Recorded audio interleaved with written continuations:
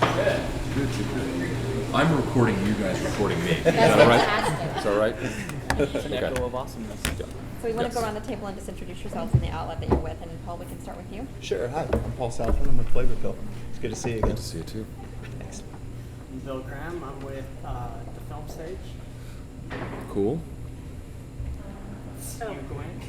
You're not from Queen. One's the camera goes. Oh, okay. Okay. I'm Liz Casanova. I'm with Pulp Lizard Media and Casanova Casting Couch.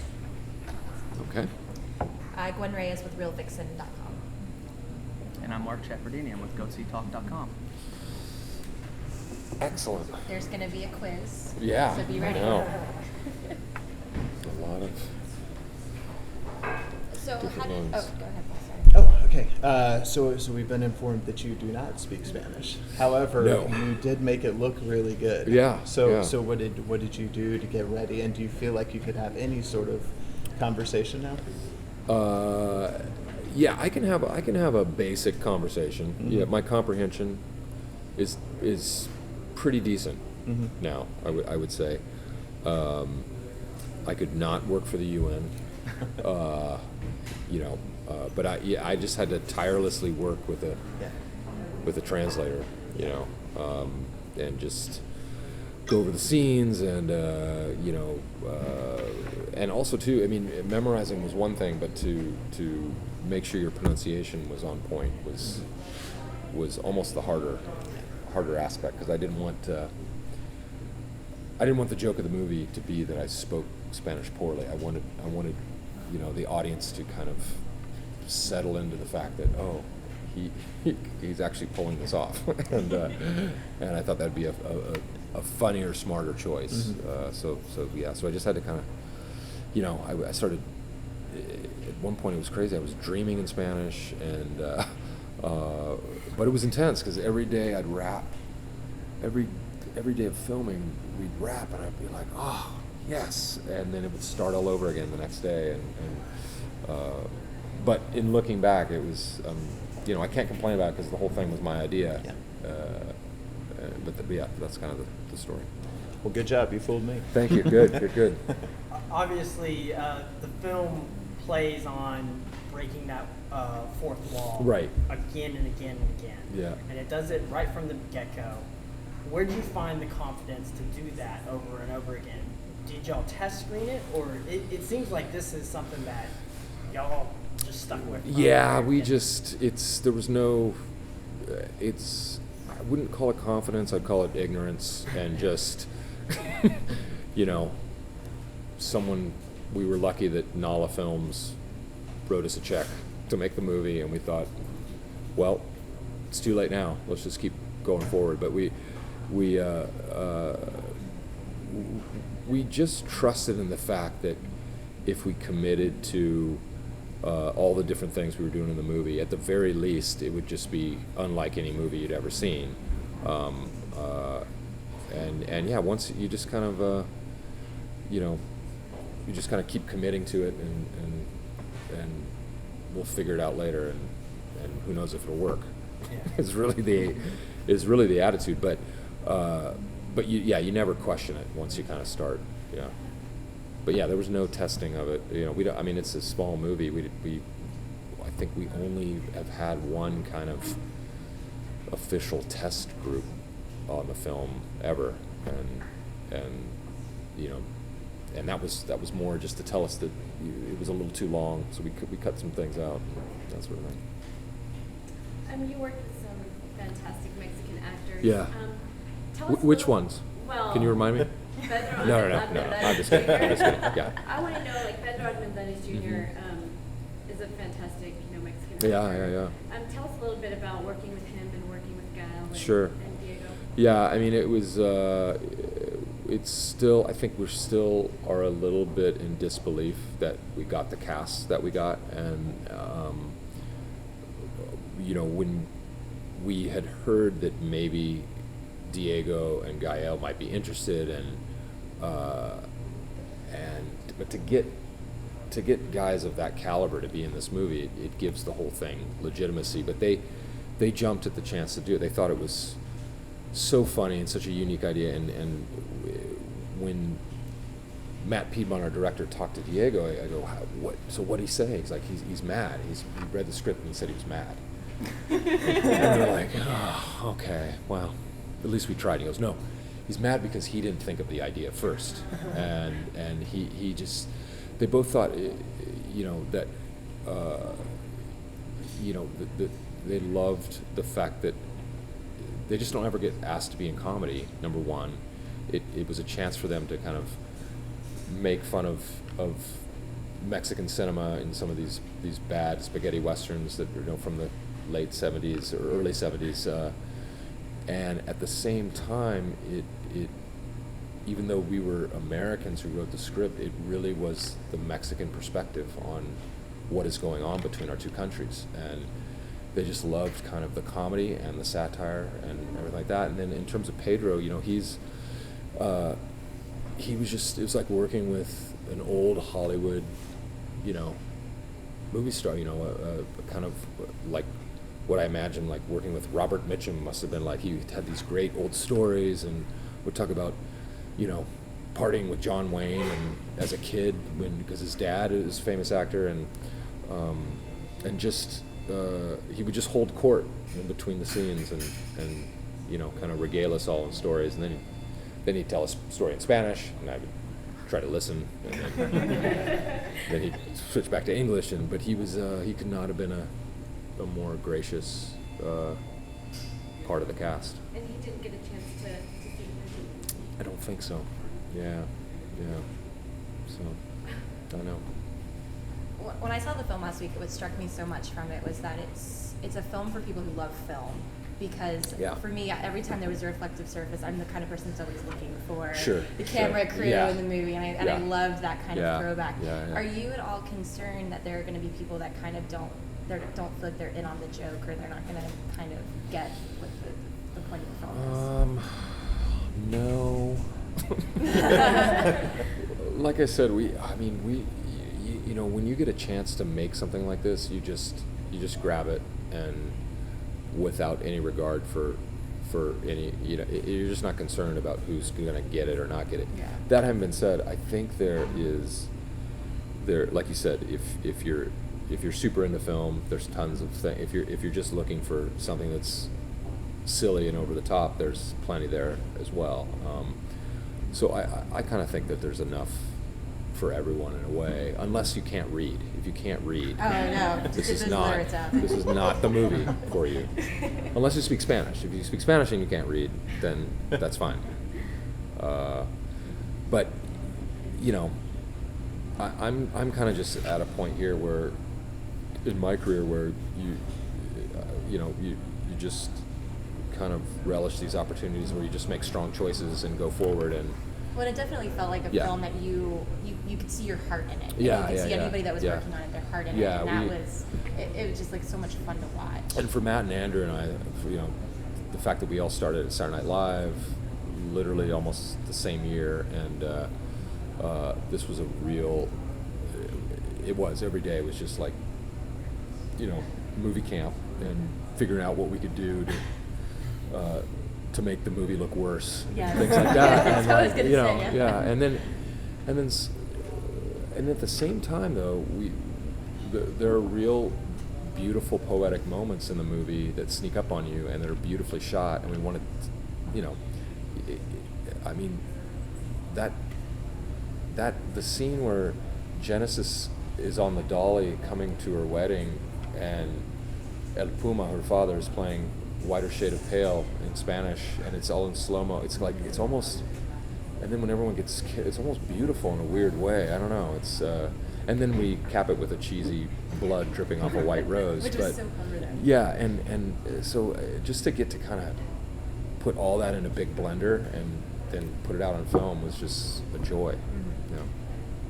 But when it came to that, going over the top and like breaking the fourth wall, it's a perfect symmetry of the old parody movies, but also it's very self-aware.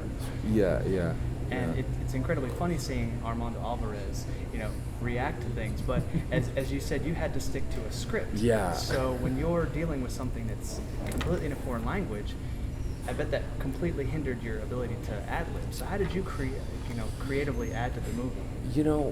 I didn't. I just showed up, and no, I, you know, I, it was pretty much, yeah, predominantly at the front of my mind, just to execute the lines and do it well.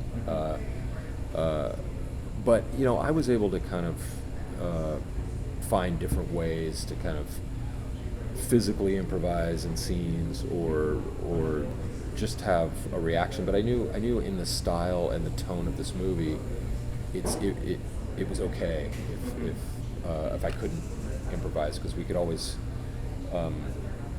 figure out something later, and we did a lot of that too. That's where we kind of discovered a lot of ADR jokes later, which we have those lines of like riding away on the horses, like I love riding a horse, and things like that. Yeah. And, but between Matt and Andrew and myself, we really were just kind of like a three-headed monster who would just kind of keep pitching ideas left and right about things and just throwing stuff in. Yeah. Well, just really quickly, when you had to read the lines, and given that this movie is able to take some liberties, did you have to read cards? Because it seemed like there were some times where you might have read a card, and that would look like it would have fit with the movie, the bad editing and bad dialogue. Yeah, no, I never. We had cards ready. We had cue cards ready for every day, and there were only, I think there were only a couple scenes where we used them. Okay. But very, I think when Sonia and I, when we were riding on our bad, the horses, Yeah, that was great. we were, because I was just looking straight out, I could use them then. But for the most part, I thought I would have to use them more, and somehow I didn't use them that much. Bravo. Yeah. So. Well, one of the things that you're so good at is being able to do these lines with a complete serious face. Right. And I know that's very basic for you, but I think people really want to know how do you do it? Because I know some of the stuff that's going on behind the scenes has to really crack you up. Yeah. Like, how do you hold it in at that point? Well, that's what's great about film. It only takes one take. So for the 8 out of 9 takes where I kept laughing, going, "This is the most ridiculous thing I've ever done," on the 9th take, I finally pull it together. Yeah. But a lot of times it's just you just commit to believing that what you're saying is absolutely real, and then it kind of takes you, in a weird way, it takes you out of trying to be funny. You just are committing to that thing, and then you can do it with a straight face. Obviously, nudity on film for a lot of people is, something tough to handle. Right. Was there an ass model? No. For Genesis, there was, not for me. But my butt isn't the one that you think it is. Mine's the lady's butt. Yeah. That's how I take care of my butt. Or the plastic butt. No, the plastic butt. It's molded perfectly. Yeah. No, butts are easy. Frontal would be a whole different. I don't know. That'd be tough. Yeah. Well, as someone who speaks Spanish, I thoroughly enjoyed it. I didn't even read the Oh, subtitles. cool. Okay. But I'm wondering, are you afraid that a lot of stuff would get lost in translation anyway? Because I know, like, from watching telenovelas and knowing that culture, I'm sure that there were a lot of little things that I understood that probably maybe the gringos Sure. they wouldn't appreciate it. Yeah, I think that's why. I think that's the potential of why this movie can work for both audiences. Is I think you're getting jokes that obviously people who aren't fluent, there's a whole extra level that you're getting, and one of the things we also had a constant battle with people our script supervisor was bilingual, and we had a lot of Spanish-speaking crew members, and we wanted Armando's character to speak in that usted form, the very formal, stilted kind of the way you teach Spanish in high school kind of way. and everyone kept correcting us, like, you don't. No one, you would never say it like this. We're like, we know. Keep it. Don't change it. And we always had to keep because Patrick, the translator, was like, he kept getting notes from other people going, why would you say it this way? Don't say, and he change it back. We're like, wait, you changed it. It's like, yeah, they told me. Like, no, keep it bad. And so that's a joke that, an English-speaking audience is never gonna get, and a lot of the slang, that Diego uses and stuff like that, and even some of the other characters like Aguma. Yeah. I don't know if a lot of gringos know who that is. No, but that's fine. Yeah. That's great. It's like that's just those are little things for people to discover later, and I think it's great if people get to watch this movie again down the road and like, oh, well, did you know that the guy playing piano is this huge Latin singer and the father of Genesis, who plays Sonia? And so there's all these little undiscovered hidden things. So there will be it will go to Mexico. Yeah, this is a crazy thing. It's a bigger release in Mexico than it is here. We're on like 400 or 500 screens in Mexico, and here it's just 375, at least initially. Hopefully it'll platform out, but which is kind of cool. Nothing would make me happier than to have a big hit in Mexico, a bigger hit there than here. Yeah. That would be great. Yeah. Have a whole line Yeah. of sequels. The movie that the studios rejected. What was some of besides the Spanish and besides kind of keeping your characters away, what were some of the difficulties when you were going into it, like knowing that this is something that you, obviously a labor of love, obviously something you haven't really done before? What were some of the challenges that you faced doing that? Well, gosh, working with the team that we had, they're just buddies. We're all friends, so it didn't feel like the language was really the most daunting thing in a way. I guess there was, in hindsight, a little bit of felt a little bit of pressure of how my castmates would feel about my Spanish and things like that. But then again, I was always like, well, it's a comedy, so it's all going to be okay. And so I don't know. I didn't really, we had probably, we definitely had production issues at times, shooting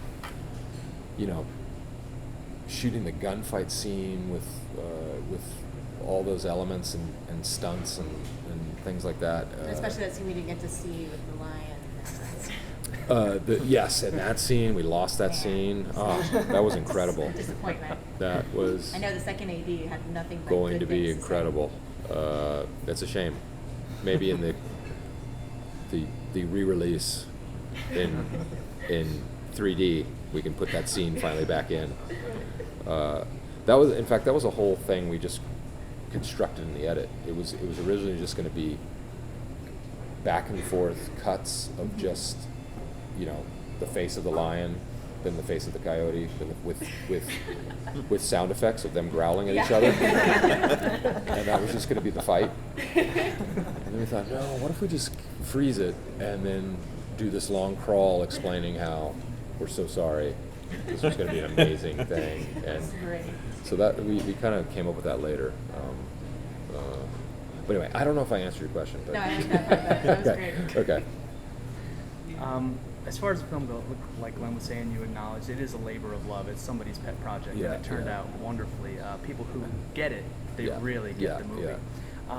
And in terms of where it's where And people who don't We don't like them absolutely anyway. hate it. Get rid of well, those it's people. one of those things where Yeah. the humor is so cyclical, it's so layered. I mean, I can't wait to see it again, 2 or Yeah. 3 times to see what I Right, missed right, the first right. couple times. Where do you go from here? Are you going to take a I don't sequel to know. it? I mean, would you like to see something? I think go it's further? over. I think it's over after this. That pains me. That really does. I don't know. It would be. I mean, I'm probably gonna regret saying this, but it'd be so fun to do a sequel for this, like to make it like to carry on, because in the world of soap operas, like people can come back from the dead, Yeah. people Yeah. can, anything's possible. So it would be, it'd be a blast to do another one. But who knows? We'll see what there are no imminent plans to. This was kind of just a one-off, crazy thing to try, and yeah, It worked. Yeah. Success means something different to everybody, Mm-hmm. and to you, what does it mean to you? I mean, you've had plenty of successes. Right. Other people would say, but Yeah, let's see. I mean, it means that you're able to. I'm a firm believer in that if you are able to build up any sort of capital in this business, that it's wisely spent on projects like this, and to why not, use that to take chances and give life to other kind of forms of alternative comedy and things like that. Also, success to me means I still feel super fortunate that I've had life beyond Saturday Night Live, which is not always or usually the case. It's really hard to do. But I just feel like as long as I have the chance, it's kind of my obligation to keep kind of testing the boundaries of what I can do and what I can give opportunity to those types of projects. absolutely. You talked about using kind of your cachet to get this kind of film made. A lot of people talk about with Labor of Love, it is a labor. Yeah. Was this difficult to get made? Was it difficult to find financing, or did you find it pretty easy because of the way that y'all shot it and the way that y'all, kind of went about it? Right.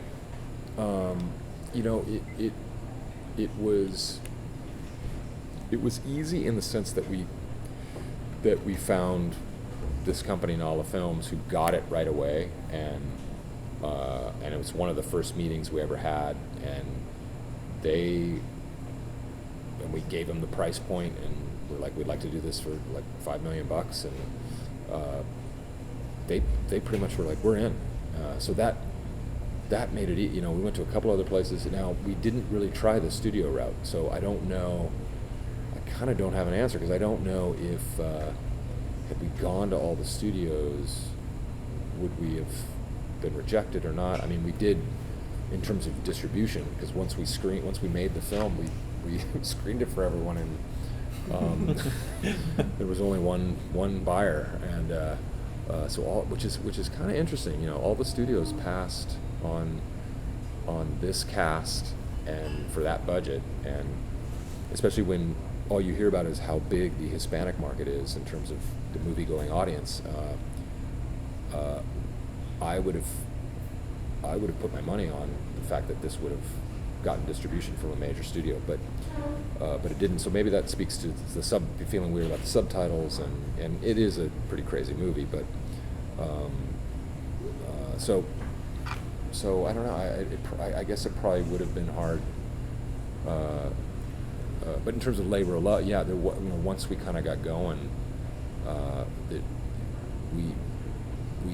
we were scrambling all the time, but when you know that you're going to scramble, that's just part of the gig, and it feels like that's what you should be doing, So it doesn't.